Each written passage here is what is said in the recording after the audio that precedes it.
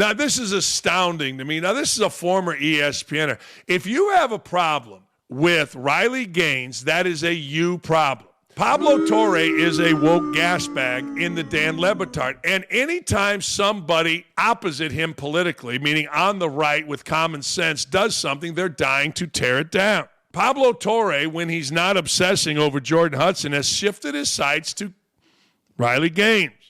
On his last episode and through his big investigation, Pablo Torre is attempting to shame a woman over her lived experiences of having to share a locker room with a man, and claiming Riley is on a mission to exclude transgender people from American society. I've never seen it, and I paid attention.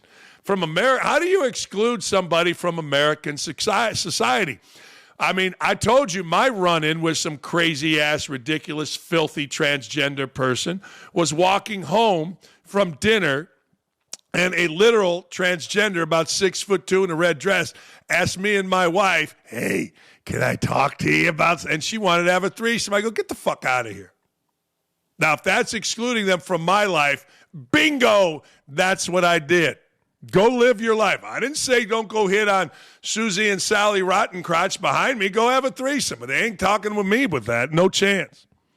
Pablo and Mother Jones Riley is saying, Mother Jones, looking to exclude transgender people from American society. Listen to this stupidity. What she's saying is that sports, the fight over sports, is the key to getting anti-trans policies passed on all of these levels, getting court wins for her and for her allies that are going to have ramifications for trans people's rights. And if Title IX doesn't protect trans people from discrimination in education, that has implications for bathrooms, it has implications for school clubs, all sorts of issues around trans kids being able to go to school as themselves. And so now we're just seeing the logic and the incentive structure become clear, which is to say that when it comes to why Riley Gaines might have been telling this story in this way, changing it over time, apparently exaggerating the story of how Leah Thomas inside that fateful bathroom/locker room had exposed her to male genitalia, allegedly, which he then went on to equate to, quote, some form of sexual assault.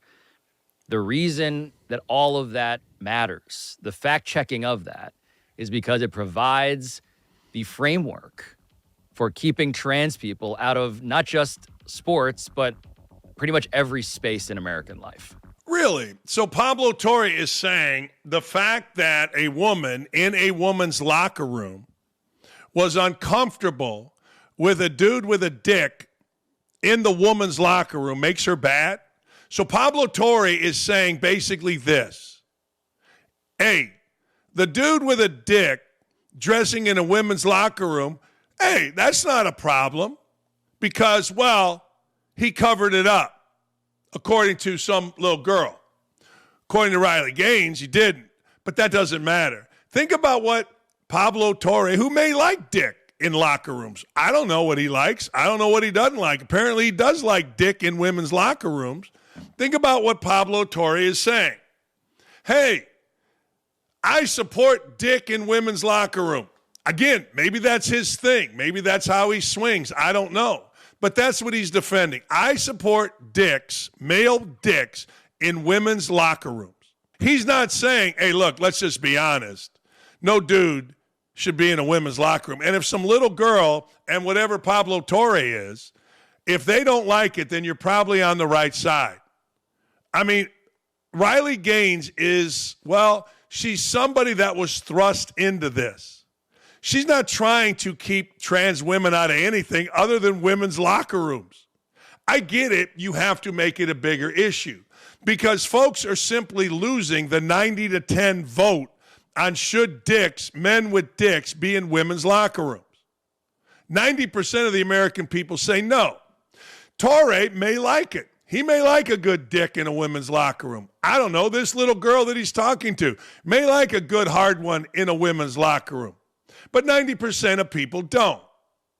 But Torre can't just talk about that. He's making it a bigger issue. I've never heard Riley Gaines say transgender people should not be in society. I've never heard Riley Gaines say trans kids shouldn't be able to go to school. This is what they're saying. Don't you see? This is more of the gaslighting, because the issue Riley Gaines brings up is a simple one. Should adult males with dicks compete against women, dress in women's locker rooms? Now, Pablo Torre won't answer that because he knows the answer is no. But he's afraid if he says that, he loses his audience. Because his audience, well, as small as it is, guess what? They don't want to hear there should be no dicks in women's locker room. No. They want dicks in women's locker room, which I'll never understand. But he can't say it. Are you following me here? He can't say that because he would lose his audience. He can't say that because he knows that he doesn't believe they should be in there. So he makes it a broader issue. Riley Gaines, like all the gaslightings that the left does, she doesn't want kids in society. She doesn't want transgender people in our life. That's not what she said, not what she's ever said. Here's Mark Harris. For anyone who may have been holding out hope that Torre or Pauly shared their own opinions on transgender athletes in women's sports, they failed to do so. Shocking, I know. They each have opinions and beliefs on the topic, just like every other person does, but they get to play the journalist card when it's convenient and not share their opinion on certain controversial topics. There you go. In this case, instead of being bold and sharing an opinion, they spend months trying to find dirt on a woman who was forced to compete against a biological male who has done nothing since then but try to make sure other female athletes don't have to endure. Here's Torre. Here is Torre again. He asks, what should we be concerned about with women's sports? Here he is.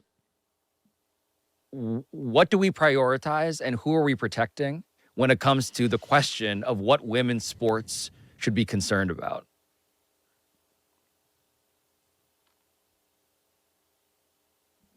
Protect women. It's 90-10. It's 100, actually, other than some trannies. What should we be concerned about? We should be concerned about protecting women's sports. I mean, men and women going back fought really hard to let women play. Now we're allowing men to play because they like to play dress up and act like women. And they're obnoxious enough to go into a woman's locker room with a dick and change. I don't care if you do it behind a towel. Torre's been asked many times, do you support, very simple, fully engorged, whatever you want to call it, fully intact men dressing in women's locker room and competing against women? He doesn't answer the question because it's a simple answer. And now, you got to understand also that Torre's never competed in anything. Nothing. Zero. He'll say, I have daughters. Great, you have daughters. Wonderful. And he changes the subject like they do to the rapey coach at Kentucky, saying that Riley Gaines should have put her emphasis on that. It's like I say about Trump and the left. If Trump cures cancer, they'll bitch that he's homophobic and didn't cure AIDS. Riley Gaines has spoken out about the coach at Kentucky numerous times, but she has gained popularity from simply talking about this issue, which is massive. Sure, the coach at Kentucky is a massive issue. Absolutely it is. But she's done both. And to suggest otherwise is blatantly unfair. Hey, this episode is brought to you by Prize Picks. You and I make decisions every single day on Prize Picks. Well, being right and get you paid has gotten me paid. Don't miss any of the excitement this season on Prize Picks, where it's good to be right. Prize Picks, simple to play. Pick more or less on a 2 to 6 player stat projection. If you get your picks right, cash in, win up to 2,000 times your money. Prize Picks also offers injury reboots. One of your players leaves the game in the first half, doesn't return. Prize Picks won't count it as a loss. Prize Picks is the best place to win cash while watching sports. Join millions of users and sign up today. Here's my Prize Picks picks today. I'm Shedeur Sanders' guy. I don't know. I hope he plays well. I've got more than 0.5 touchdowns. Cleveland at Vegas, 4:05 Eastern Time. Shedeur Sanders, more than 0.5 touchdowns. Kirk Cousins, yeah. I should have put more than 1.5 touchdowns on Cousins. The more than 0.5 touchdowns on Kirk Cousins is going to hit like it's his job. That's right. Download the Prize Picks app today. Use code Dakich to get $50 in lineups after you play your first $5 lineup. That's code Dakich, D-A-K-I-C-H, and get 50 in lineups after you play your first $5 lineup. Prize Picks. It is good to be right. God dang it. I don't know why this thing keeps flipping, but it does. A couple of things. Now we're going full racist with Stephen A. Smith. Not surprised. It's all he's got. As I said, when's the last time you heard him analyze anything? Stephen A., he's on a heater this week with utter stupidity. This time insinuating Lane Kiffin should leave Ole Miss because the brothers ain't trying to come to Oxford. We ain't trying to come. There you go, Jasmine Crockett. He don't talk like that on Fox News. Why is that? Huh. Wow. The brothers ain't trying to come to Oxford, Mississippi. There you go, ESPN. There's your guy. Racist as hell. Why aren't they trying to come to Mississippi? They seem to be coming there and seem to be playing pretty well. And Stephen A. Smith speaks for the brothers? Stephen A. Smith speaks for the idiots. Stephen A. Smith speaks for the stupid. Stephen A. Smith has never been somebody that has been recruited by anybody, so how would he know who's trying to come to Mississippi? Feinbaum refuted on his show when pressed by a caller. Here's Stephen A. Smith going full racist. It's amazing to me. You white dudes, Burke Magnuses of the world, you dudes are scared to death, and it's what pussies you all are. You're putting up with this shit? Man, I ain't trying to hear it. Stephen A. on the brothers trying not to go to Mississippi. What? Oh, stop it. Just stop it. Leave that man alone. Y'all leave Lane Kiffin alone. We're not going to do this. We're not going to do this to this man, okay? Yeah, listen, you and I, look, I'm going to bring it home, all right? He's in Oxford, Mississippi, okay? Let's get this out the way. Now, listen, ladies and gentlemen, I'm going to say, somebody, y'all can't say it. Don't you dare say it, Paul. Don't you dare say it, Dougie. Don't you say it, Shay. Leave it to me. I'll say it. The brothers ain't trying to come to Oxford, Mississippi, for the most part, compared to Gainesville or Baton Rouge, Louisiana. Let's just call it what it is, okay? I don't know how you do it. Burke Magnus, I don't know how you guys do it. Jimmy Patera, I don't know how you guys do it. How cowardly are you? I mean, the team is in the top, 10 in the country? It's going to make the college football playoffs, so is he winning with white guys? Is that what he's doing? I mean, I'd have to look. I guess, it's America's Caucasoid team, isn't it? Because, Jasmine Crockett there. Do you see what I'm saying about the whole Jasmine Crockett thing? It's the funniest shit ever. Next time you see the useful idiot being used by Fox for their shows as African-American conservative talking guy, watch how he talks relative to how he talks there. It's awesome. It's the least intelligent thing you can do. It is. And I've said it for years. Now, I grew up going to play basketball, predominantly black, and I watched white dudes trying so hard to be black, I just go out and kick everybody's ass. I watch black dudes try to be me, if you really want to know the truth. Here's Feinbaum. A caller's pissed over the comments, and Feinbaum, take it for yourself. What does he do? Does he defend Smith, or does he rip Smith? You tell me. I've tried to like the guy, for sure. But, he has been known to leave in the night like a thief in the night. I love you, precious Paul. Love you so. Bye. Thank you very much. And again, I realize a lot of you did not see what Stephen A. said, but, he clearly made it racial. He clearly said, in his words, the brothers do not want to go to Oxford, Mississippi, which is, I think, been proven to be completely incorrect. I've been to Oxford a million times, and I think it's terribly unfair to bring up echoes of yesteryear, the 60s, and try to portray Oxford as that type of place today. It's not. The South has changed. It's up. You can make your own interpretation, but to dump on Oxford while saying that Gainesville and Baton Rouge would be utopia was just baffling to me. Sheila is up next. Make sense out of it all, Sheila. Again, if you listen to Stephen A. Smith, what does he analyze? Doesn't analyze anything because he can't. He lies. He misrepresents. He makes it racial. He's racially confused, apparently, because sometimes he talks like a Caucasian. Sometimes he talks like a brother. I mean, really, what does he give you? It's embarrassing for ESPN. It really is. And it puts other people at ESPN in a very difficult situation. But ESPN doesn't care because they're scared to death. I don't get it, but they are. They're scared to death. Let me ask you a question. What do you think would happen if they said, all right, enough of Stephen A. Smith. We're suspending him for a week for calling players liars, being a racist fuck? What do you think would happen? Nothing. Not a thing. Ratings wouldn't go down. Few of Stephen A. Smith's brothers might get mad. But I will tell you now what would happen. Even an idiot like Ryan Clark had to sit there and come out later and defend Drake May. Paul Feinbaum's got to deal with it. What would happen would be ESPN might gain the respect. Now, ESPN doesn't care about your respect. They care about the bottom line. Burke Magnus doesn't care. He's the guy running it. Jimmy Patero don't care about being seen as complete and utter cowards. They don't care. They care about the bottom line.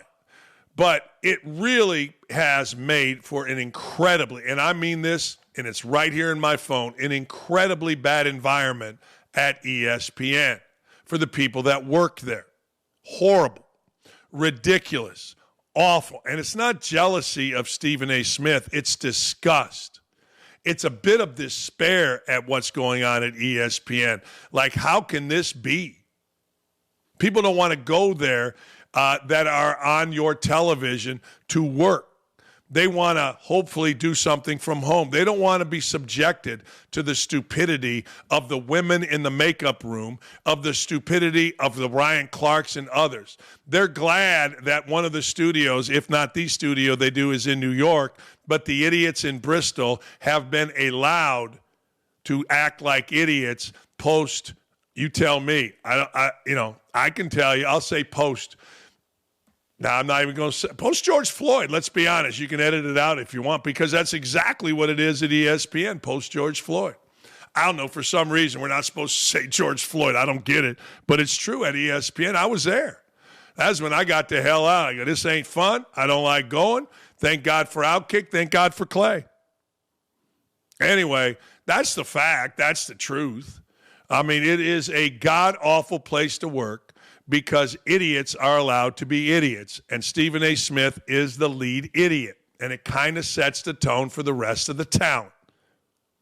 Think about it. Ryan Clark had to defend Stephen A. Smith.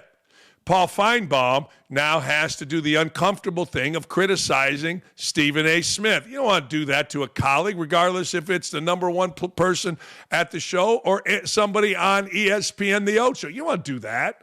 But now they have to because the racism is out of control, the lying is out of control, the name-calling is out of control, and it's certainly not being reined in by the folks that are supposed to be the bosses. Hey, you enjoying the show? Of course you are. Make sure you head on over to youtube.com/@don'tatme with Dan Dakich to like, comment, and subscribe. That way you will never miss any, and I mean any, of our great content. You know, I understand the adage, never complain, never explain, right? I mean, you're going to say something, you stand by it, you do all that, fine. I get it. But when you go on national TV and you call somebody a liar with zero proof, something should be done about that. Now, I don't care if it's me. I don't care if it's Stephen A. Smith. I don't care. You name somebody. I don't know, the ladies or guys or whoever on the Today Show. I really don't care. But because somebody says something and you immediately call them a liar, there needs to be some type of regulation on that. Suing them takes too long, and there really is no damages because nobody's going to pay attention to Smith. That's how you actually sue. But this kind of shocked me yesterday. We got some beef here, but it's bad beef. It's sitting out for 6 days in the sun beef. It's ridiculous beef. We like good beef. We love good beef. But, man, again, this is just another example of ESPN's jackassery letting Stephen A. Smith, who, again, we've talked about, has become famous for being famous, as a Kardashian would, and he talks brother when he needs to talk brother, and he talks cock when he needs to talk cock. So he is, frankly, Jasmine Crockett. He's a beautiful combination, but this beef sucks. Stephen A. Smith is not only brain dead, but he's incredibly insecure and full of shit. During an episode of last week's First Take, now I want you to follow this here and tell me where I'm wrong. Cam Newton labeled the Patriots as fool's gold, which Cam Newton was actually, in response to Newton's comments. He labeled the Patriots as fool's gold, talking about the team, talking about Drake Maye, the quarterback. In response to Newton's comments, head coach Mike Vrabel and rookie quarterback Drake Maye were asked to address the remarks on their regular radio appearance on WEEI in Boston. Here's what Drake Maye had to say. I don't even know what show Newton is on. I think they get paid to make remarks and say certain things. I just worry about what people in our organization think, what my teammates think. People are going to have different opinions.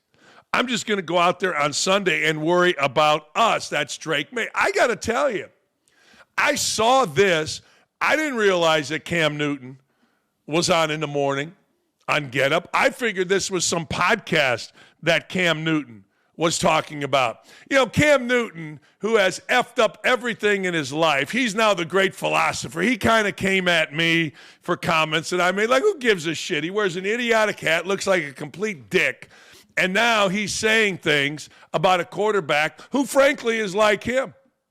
I mean, it was fool's gold to have Cam Newton on your team. They had one good year, and it was fool's gold. But Stephen A. Smith, being the insecure little puke that he is, the little Kardashian that he is, well, guess what? He had to enter the fray calling Drake Maye a liar. Before we play this, I want you to know I had no idea Cam Newton was on First Take, and I'm in the media business. It's a nondescript show that if it weren't on the brand of ESPN, no one would ever know. It is not the number one morning show. Bobby Barack, I'll get into that later on, discusses that. How the hell would anybody that is a professional football quarterback know that Cam Newton is on First Take? I didn't know. I mean, I didn't care, but I didn't know. Here's what Smith had to say about Drake Maye. About this kid, he can run it, he's tough, he's poised, and he's absolutely dynamic in the pass game. And this team under Mike Vrabel can win the AFC Championship. He's also a liar. He's also a liar. First of all, let me tell you, it's not to brag. You know, listen, Pardon the Interruption is the #1 show on ESPN spanning 20-plus decades. First Take is the #1 morning show, 13 years and counting. April will be 14 years. Don't tell me you are an athlete and you don't know that. Don't tell me you are an athlete and you don't know that Cam Newton ain't on this show. You lying. See how he goes, brother? I love when Stephen A. Smith goes, brother. No, I will tell you, it is not the #1 show. He has the #1 sports show in the time slot. I mean, there's no competition. None. Zero. None. Every ESPN show is the #1 sports show in the time slot. Every single one. That's it. I mean, you're on a show that's between 25,000 and 400,000. It ain't that big a spike when Stephen A. Smith is on. First Take would fall in that range with or without Smith. He has no impact. This is what you don't understand. $20 million a year. Look, I get it. It's the number one sports show. It's not even near what Fox does. It's not even near what these shows do. But Smith couches it that way because he's an insecure boob. Not to brag. Of course you're bragging. Yeah, and you're lying. See, Smith has been caught lying about a variety of things. He's been caught lying when he showed himself making 17 straight three-point shots. He's been caught lying when he talked about his basketball career at Winston-Salem. Smith has been caught lying so often that there is nothing about Smith that you take serious unless you're one of his brothers that just loves the fact that, he's a brother. Says he's got a 6-inch screw in his knee. Lie. That's what he does. He's full of shit. He's become a Kardashian. He has. And I understand our show's not big enough for that to make any big deal. But he is. That's what he is. And if you watch him, and a Jasmine Crockett, Kamala Harris. What audience am I speaking to? I'm going to talk brother to the brothers. I'm going to talk Caucasian to the Caucasian when I go on Fox News as a useful idiot. That's who Stephen A. Smith is. And he's made a great living, but you tell me, as Bobby Barack adroitly points out, you know what? They'd have the same numbers with or without Smith. Smith can't be on Monday Night Football. He's only on a few times. They had to take him off NBA Countdown. Now, he's so insecure, he's fighting that, but we all know the deal. His show was horseshit. Sage Steele told me that when she was working with him 100 years ago in town for a Pacer game. He's not on baseball. He's not on basketball. He's not on football. He's not on hockey. He's not on college anything. You tell me, what does he do besides be famous for being famous? No, that's it. Here's Bobby. While we can't say for certain what Maye does or doesn't watch, it's telling that Smith is so convinced that athletes sit around all day watching his television show. As much as Smith touts its success, First Take still only average around 400,000 viewers a day on a 10 a.m. time slot in which most people are working, including NFL quarterbacks. Smith's claim that First Take is the number one morning show is misleading. It's a top sports morning show. However, given the lack of competition, every ESPN program is technically number one in that category. I mean, what are we doing? Essentially, Smith is bragging that First Take outperforms Get Up, the only other morning sports show that regularly cracks the daily top 150. No, Smith is full of shit. And we know he's full of shit. I don't have anything against a guy making money, but I have a lot against a guy that can go on national TV and call a kid that's busting his ass a liar. See, if Drake Maye were white, Smith would have absolutely nothing to say. We know this. We've seen this. He would be talking like a brother. He would be saying, yeah, man, Drake Maye, he don't know, but we need to educate him. But since Drake Maye is white, he's got to call him names. We've seen that. Nobody else in the media is going to call it out. I mean, he is Kamala Harris, Jasmine Crockett. Hey, who am I speaking to today? NAACP, get your black voice going. Hey, who am I speaking today? Hannity Show, get your white voice going.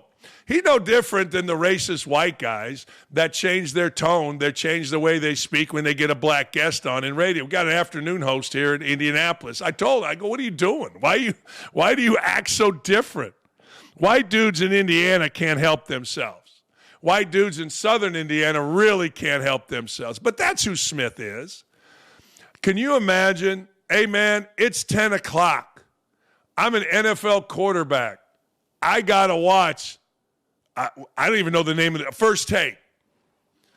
There is nobody. I get it. He gets a little bit of an African-American audience. Good for him. Big deal. So what? But honest to God, the suits at ESPN are too scared to make him apologize. But you go on national TV, you're the face of a national network that covers sports. You're making $20 a year. And the best that you could come up with is talking Ebonics and calling a white dude a liar. That's the best you got. That's the face. Instead of explaining, I don't know, maybe why it's fool's gold. But Smith can't do that. See, Stephen A. Smith can't do that. He can't explain or understand why somebody would call Vrabel and Maye fool's gold. Can't do it. Doesn't know sports. Is lazy as hell. If you listen to people that yell and scream, the fat lady at the Target yelling at her kid, and it's always the fat lady, they're lazy as hell. It's never the hot workaholic mom yelling at their kid at the Target or the Kroger or the Meijer. It's always the lazy fat one. There's no difference on television. It's always Smith, the laziest on TV. Sure, he's not lazy because he'll show up and he'll wear a suit and he'll bullshit you with yelling and screaming. But instead of saying and discussing why is it fool's gold? Why does that complete clown show with the weird hats, Cam Newton, why does he consider it a clown show? Smith went where Smith goes. And that's why you cannot have him as an analyst in football, as a guy on a set in football. He's only on a couple times a Monday Night Football because he's got a contract. They don't want him there. He's not good there. He doesn't move the needle there. Gets kicked off basketball. Can't be an analyst in basketball because he has no street cred in basketball. Isn't on baseball. Isn't on the desk. Analyst in baseball. Isn't on hockey. Is on no college sport. What else is there? I guess maybe Smith's waiting to be an analyst on the Ocho, where he could talk about bitching, whining, and moaning and being a complete pussy. Yeah, that's where he fits best. Shot clock violations, our favorite subject of the week. It gets heated.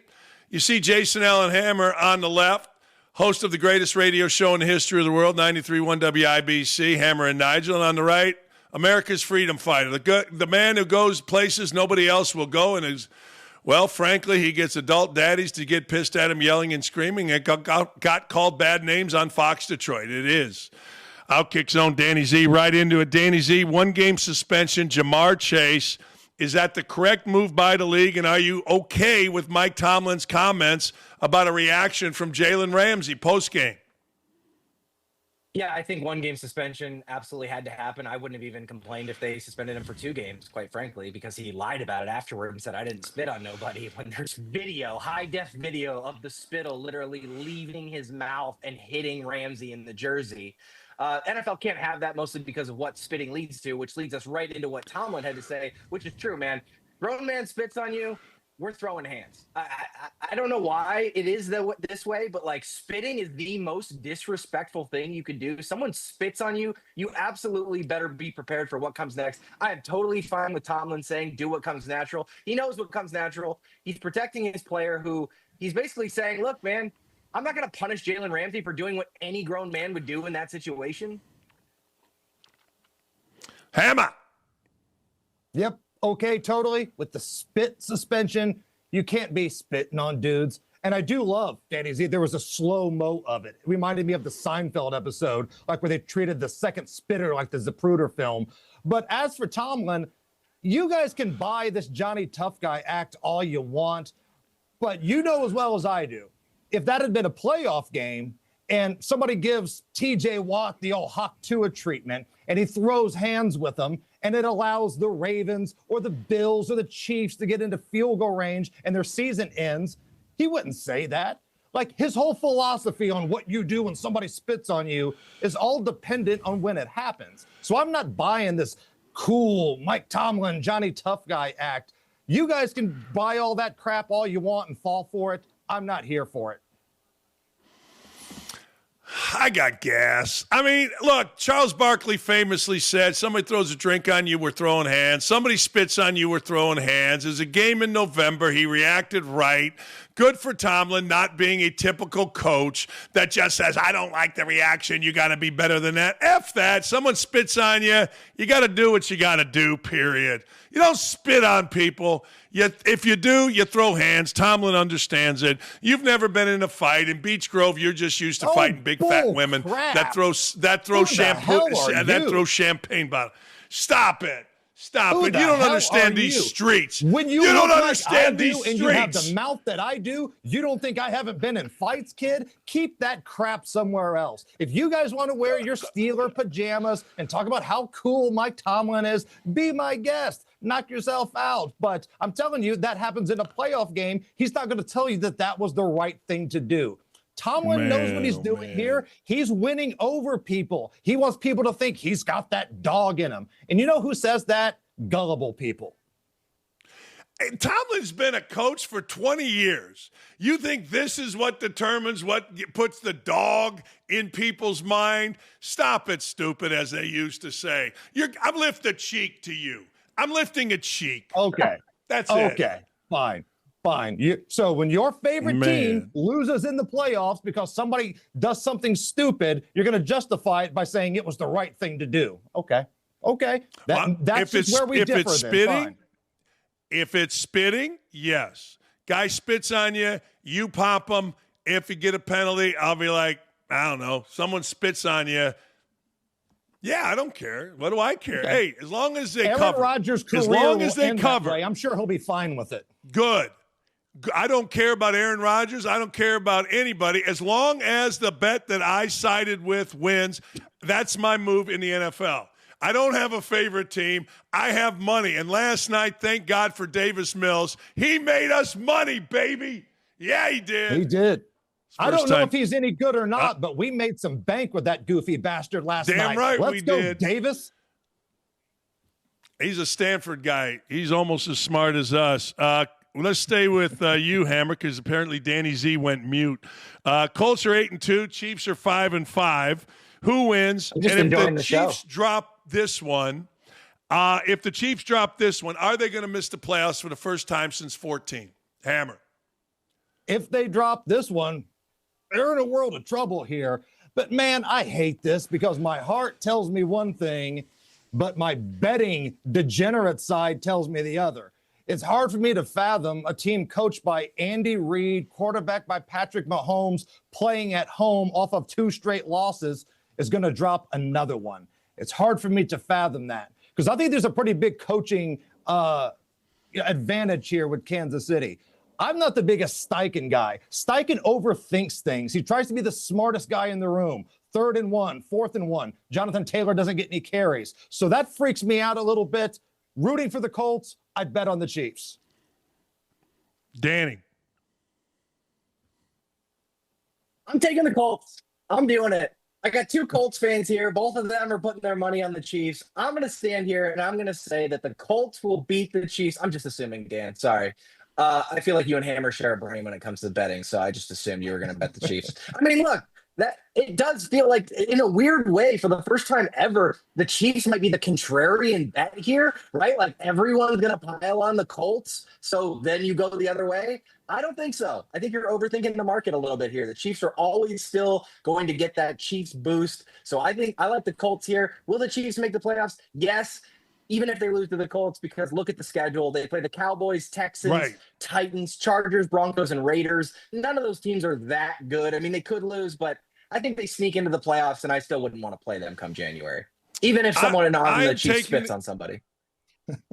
I am taking the Colts, a money line, and I am taking the Colts, getting a couple points. But to your point, after they play the Colts, they do play Dallas now. At Dallas, and maybe Dallas is good. Is Houston any good? They play them. The Chargers have a good record. Both of these games then are at home. That's all right. The Texans stink. Denver at home, and then at Vegas. Schedule sets up great. If they beat the Colts, I think it's a lock they make the playoffs because of this schedule. I always go to this, fellas. I always go to schedule. Schedule determines so much of this stuff, and I think their schedule's pretty good, unless they're broke. I don't love the Chiefs this year. I'm going to take the Colts. I'm probably going to take Daniel Jones over passing yards, and we'll figure it out. By the way, Daniel Jones, you guys know my bet, $50 to win $32,000. Fernando Mendoza is the odds-on favorite to win the MVP, and Daniel Jones is still sitting there 10th. Behind guys like freaking Baker Mayfield, Patrick Mahomes, and Josh Allen. That's bullshit. Anyway. Dan, I don't, wait, you're supposed to be a betting guru, and I'm hearing a negative correlation parlay. You don't bet Daniel Jones over passing yards and the Colts to win, because the Colts winning more likely leads to a Jonathan Taylor game where the Colts control the clock. No. That's negative correlation.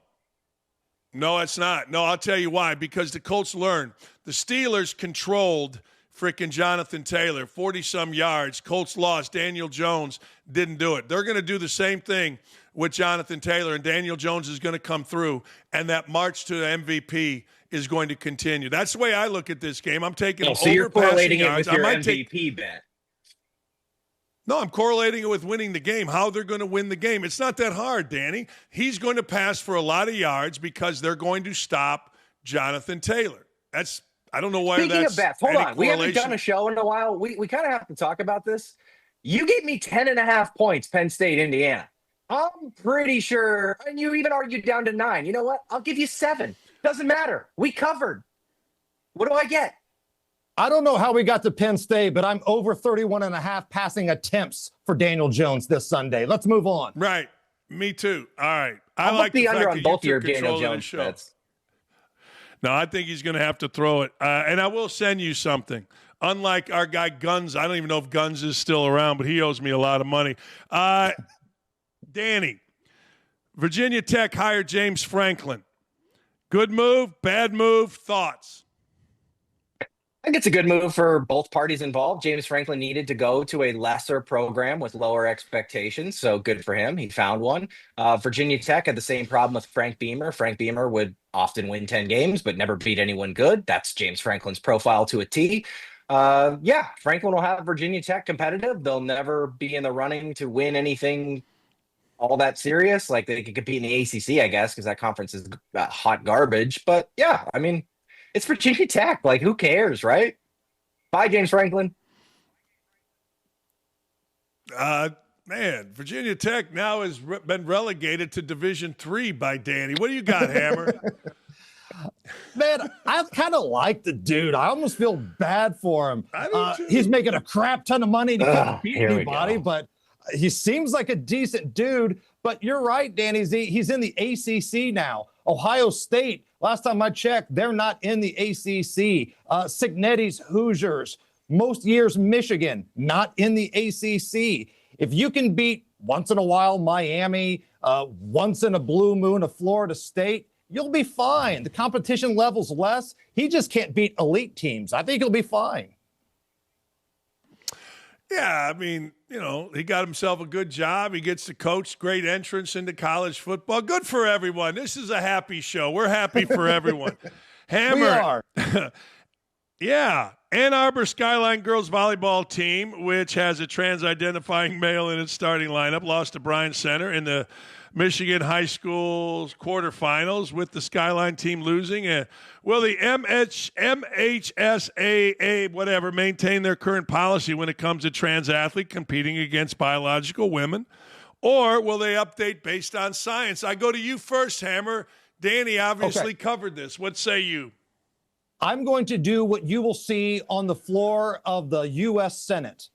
I'm going to defer my time to Danny Z on this one because it's a story worth telling. You were there. It's unbelievable. There's tripping, there's fighting, there's trolling. The floor is yours. Yeah, I appreciate you guys bringing this up. I've been in Michigan basically the past 3 weeks. It is a horrible state. I have no problem saying that. California, Oregon, Maine, they get all the headlines as being these bastions for liberal, left-wing, crazy politics. I'm going to tell you guys right now, Michigan is right up there, if not worse. I had a Michigan lawmaker, this is true, say on Fox Detroit last night, she compared me to Epstein. She said, what is this random middle-aged man doing filming teenage girls in their short shorts? What is this? Why are Republicans so weird? I love it when Democrats pretend not to understand that things exist. Like she pretends that she doesn't understand that like people report on things or that high school sports. Like, am I the first adult male to report on high school sports? I'm pretty sure there's thousands of those males out there right now reporting. And also, what is your implication? That we shouldn't report on girls' sports if we don't have a relative on the team? Okay, that's fine. If that's what you want, we'll just stop covering girls' sports. All right, everyone, you cannot go to a girls' sporting event if you are an adult and you are not related to a member of the team. There you go. That's my edict. Danny Z, the whole Epstein comparison by that Fox Detroit person pisses me off because you're a Penn State product. You should have been compared to Sandusky.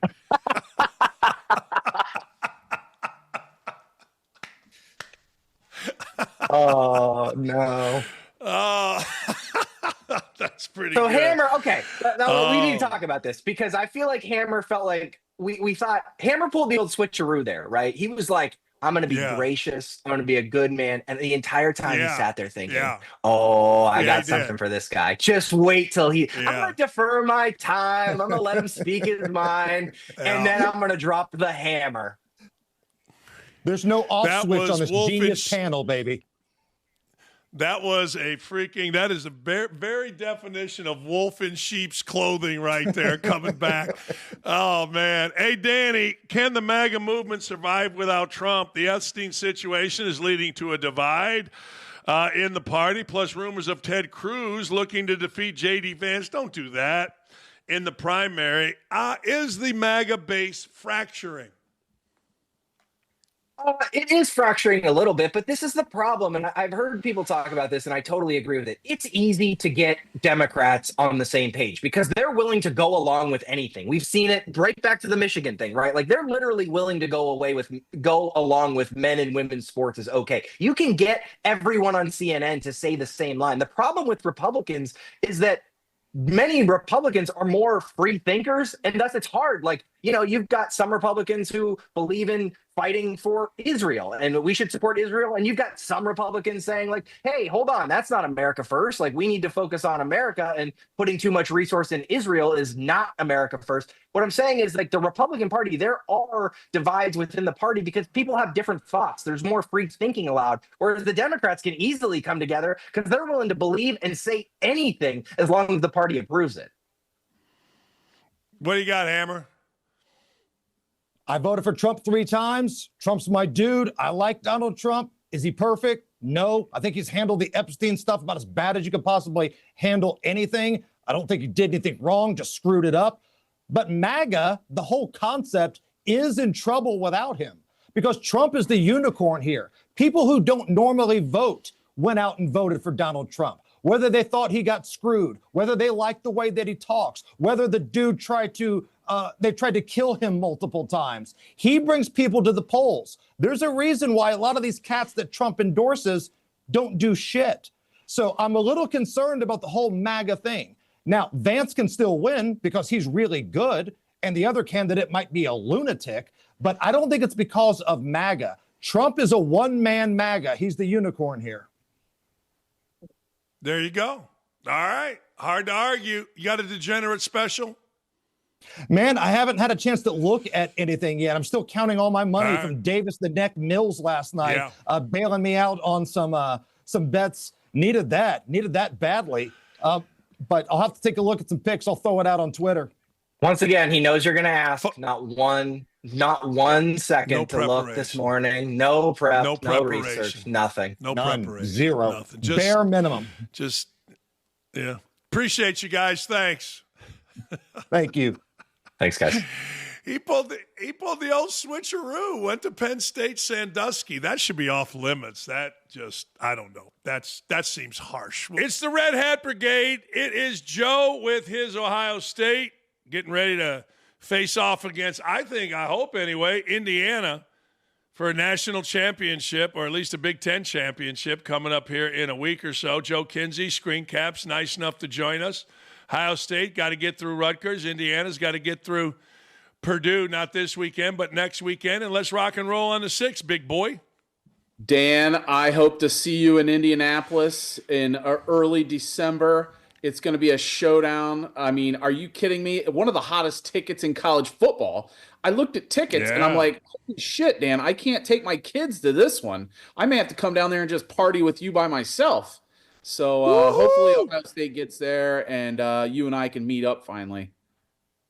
Woohoo! Joe, we got Screencaps. Haven't seen you in a few weeks. A lot of stuff going on with Screencaps. What's going on here, Joe? Help me out. Walk me through. Dan, I mean, are you kidding me? Emily Elizabeth, you know her, you love her, you're aware of her content. Dan, she loves like Iceland, Greenland, all the places where she can wear her furry hat and go into the hot tubs and all that. That content flies this time of year, Dan. I mean, think about it. It's getting cold out. You got to wear a big old coat to these football games. And Emily Elizabeth is like, hell yeah, let's go to Iceland. Let's do some content, Dan. One of the all-time greats. This is actually better than her summer content, Dan. She does the winter content unlike any other supermodel on Instagram. That's why she's a Hall of Famer. You know, one thing I noticed in Emily Elizabeth there and our girl Terry Ann Hallow is, boy, the bottoms covering the package, they're kind of tiny these days, brother. I mean, those bottoms are little these days is what I've noticed.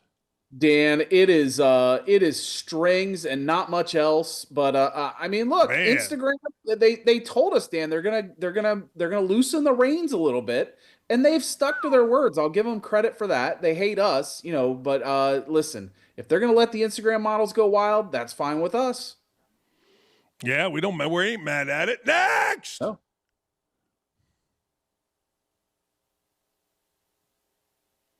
Classy. We're keeping it classy here, Joe. Where are we at? Sideline reporter? So, Dan, I somehow ended up in Europe this week dealing with the sideline reporters, and I can't even figure out her name. It's like Denisa or something like that. But I'm like, Dan, something is going on over in Europe where all the sideline reporters are like the sideline reporters in the early 2010s in the United States, and now Europe is the hotbed for sideline reporters. So I don't know. I mean, I've been calling on U.S. media outlets. The World Cup's coming up. I called on Fox. We got to get some of this European talent in, Dan, because they know the European soccer. And so I need Denisa to get over here. There's another one. I forget her name, but I've been calling on them, Dan. I need them to work in the U.S. Joe, let me ask you a question. That seems like a brilliant idea. Frankly, with the World Cup coming, and there's going to be so many matches that, I mean, let's be honest, nobody's going to know or watch. Why wouldn't you? Why wouldn't you do that? Why wouldn't you have sideline reporters for, that know the sport, know the players, and love the sport and grew up on the sport? Why wouldn't you do that? Well, Dan, I think those European outlets are going to send these women over, and it's going to be like the Super Bowl. Remember when Media Day was real hot with the Mexican? We talked about it, the Mexican reporters. Yep. I think the Euros are going to come in here, and it's going to be like, what in the hell just happened? They're going to send in the A-team of sideline reporters. It's going to be on in 2028. Trump better have his head on straight. He's going to be, head on a swivel with these sideline reporters coming in. Joe, I'm going through that. The Aaron Andrews and the Clarissa Thompsons, who I like, but they just are always on their podcast bitching, whining, and moaning. They better up their game because these women come in. It's like Major League Baseball. Back in the day, a lot of Americans, all of a sudden, we brought in, the Dominicans. We brought in the Puerto Rico. Although Puerto Rico is part of America, you better up your game, ladies and gentlemen, if you want to be a player. That's how I'm looking at it. What do you think? Euros mean business. Oh, hell yeah, Dan. These Euros, they're bringing the heat. We've talked about it. And, typically, Dan, we're about 2 years ahead of the trends with Screencaps. I told everybody that Wendy's was full of meth head workers. I told them about 2 years ago that Wendy's was a complete disaster. Guess what happened, Dan? Wendy's stock is at an all-time low right now. And Wendy, hey, you start hiring meth heads, and I'm going to see it, and I'm going to report it, Dan, and that's the way it is. So that's you did good. see it. You did say that. I experienced it, and I was one of the first that said, hey, man, Joe ain't wrong. He ain't wrong. Yeah. I mean, the meth head factor at Wendy's, one of the most popular streets in Indy closed its Wendy's because of the meth head factor. Next!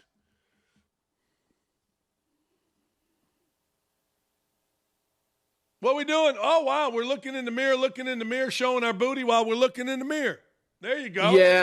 It's a unique photo. You know, Dan, we always talk about these models trying to figure out new ways to do content. You know, the photo of her looking in the mirror, it's different. Vicky Palacio is a workout model on Instagram. And, you know, I try to work her in every now and then, but she'll be like on a elliptical bike or something. And I'm like, you know, Dan, I don't know. Do people really want to see her on a bike? I don't know. Today, this was this week. I said, you know what? Let's get Vicky into the mix. You know, the workout, the mirrors, it's the composition, Dan. By the way, the hand, she's got something in her hand. We talked about that a lot. You got to have a prop because you don't know what to do with what the hell do with a hand. And she's got like creatine in her hands. So, I mean, good for her. Yeah, drinking got protein shakes. Yeah. Yeah, she's getting the workout in. And God bless America. You know what I mean? Yeah, God bless America. And look, but, you know, I haven't gone to a gym. I canceled my gym membership because I go over here at the place I live. But a lot of problems in the gym with dudes creeping, women creeping. We got issues in the gym, Joe. So maybe gym content is good, right? Yeah. Yeah, I mean, maybe guys are loving the content that aren't the creepers. I don't know what's going on, but the creepers are going to like the gym and, you know, being weirdos. I don't need that in my daughter's life. Next.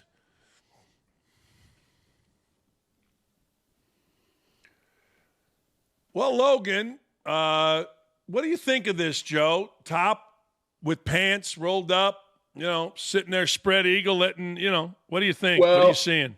I got to tell you, I don't remember posting Logan Grace, but I trust your team. She might be an athlete, Dan. I don't know Logan Grace. Maybe they can fill you in on her. But as far as composition, you don't see this very often unless it's like those old Guess ads. You know, you go back to the 1990s and Guess was selling those jeans, and they would do this, right? Like, you don't see jeans being promoted much anymore. So maybe Logan Grace got her a jean deal. Maybe she's an NIL model. I don't know, but the jeans do. It does take me back to the 90s. I'm looking this up because when you said NIL model, that made some sense to me because she does look like she is an athlete.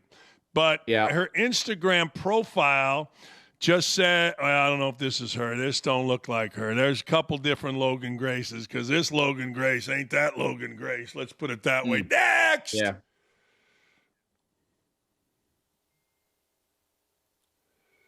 Oh, now Haley to the max. I like Haley to the max. What we got going here, Joe? Nice. Yeah. Yeah, if you remember, this is Taryn Hilo's friend, Haley to the max. We've always talked about trying to get those two on. Haley has not responded. I don't know if she's busy. You know, these models, they schedule out their lives like 6 to 8 months out, you know? Like, it's hard to fit in a Friday digital TV show, internet show.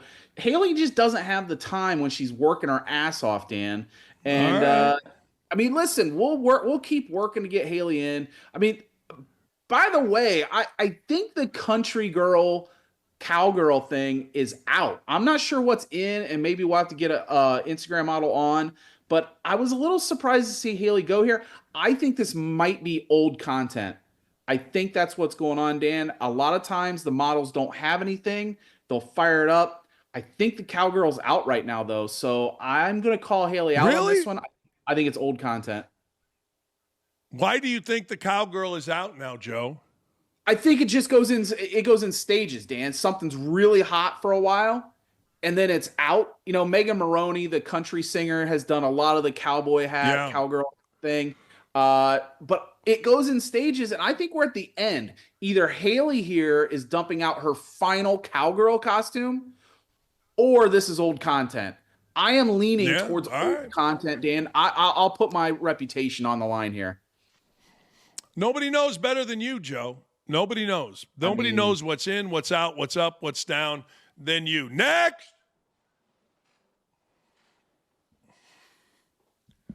Uh-oh. Oh, yeah. Dan, this is me last night. I got into them last night, Dan. I got into the Great Lakes Christmas ales. Ooh, I like those. Yeah. I like those. Do you like the cinnamon on the rim? Do you do the cinnamon rim? I do. I love it. My wife introduced me to those, Joe, and Great Lakes. I like that Great Lakes Brewery up there by the mall or by Cabela's or whatever, Bass Pro Shop, Joe. I like that. I like that brewery. Yeah. Dan, I'm not a cinnamon guy. Like if I was going to go get a drink, I don't want cinnamon flavored drinks, but you put that cinnamon around the rim with a Great Lakes ale at Christmas ale. Yeah. And I am a sucker for those, Dan. Those things go down like water this time of year. I don't know if it gets me into the holiday spirits or what, but I am feeling it. It's November 21st, Dan. Ohio State, Indiana collision course. I hope to see you in Indianapolis. Yeah, here we are, right here, baby. Sack up, out kick, right there. That's an Indiana that we were at the IU game. Outkick was there. We handed out these towels. We're waving them around. We're all fired up. Yeah, Joe. Red Let's on go. red. December 6th. There's going to be so much red. Yeah. I just I got to get a media pass for that. All right, Jose. Thanks for the time, brother. All right. Hey, what a great week. We will see you. Boy, I look good right now. God dang it, I look good. Actually, the light kind of made it look like I got a hairline here. We will see you on Monday. Thanks. Have a great weekend, everybody. Sack up, people.